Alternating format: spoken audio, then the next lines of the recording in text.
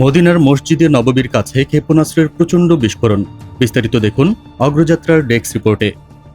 Saudi আরবের পবিত্র Medina শহরে মসজিদে নববীর কাছে ইয়েমেনের হুথি বিদ্রোহী গোষ্ঠীর ছোড়া একটি ক্ষেপণাস্ত্র গুলি করে ভূপাতিত করা হয়েছে। গত বৃহস্পতিবার 11 সেপ্টেম্বর ভোরে আকাশ প্রতিরক্ষা ব্যবস্থা ব্যবহার করে ক্ষেপণাস্ত্রটি ভূপাতিত করে সৌদি বাহিনী। এ সময় বিস্ফোরণের ফলে পুরো এলাকায় আতঙ্ক ছড়িয়ে পড়ে। রুশ সংবাদ মাধ্যম আরটির এক প্রতিবেদন মতে মদিনায় মসজিদে নববীর কাছে ক্ষেপণাস্ত্র ভূপাতিত করা হয়েছে। এ সময় বিস্ফোরণে কেঁপে ওঠে পুরো এলাকা। মসজিদে নববী প্রশাসন বিস্ফোরণের বিষয়টি নিশ্চিত করেছে, তবে বিস্তারিত কিছু জানায়নি। সোশ্যাল মিডিয়ায় এই ঘটনায় একাধিক ভিডিও ছড়িয়ে পড়ে। তাতে বৃহস্পতিবার ভোর 5:43 মসজিদে নববীর কাছে একটি উজ্জ্বল ও অজ্ঞাত বস্তু দেখা যায়, যা ওই এলাকার মানুষের মধ্যে উদ্বেগের সৃষ্টি করে। ফজরের নামাজের সময় মসজিদ আল সোহাদায় উপস্থিত একজন মুসল্লি বলেন, ফজরের ঠিক পরেই আমি মসজিদে ছিলাম। ঠিক তখনই আকাশে বিকট বিস্ফোরণের শব্দ শোনা গেল।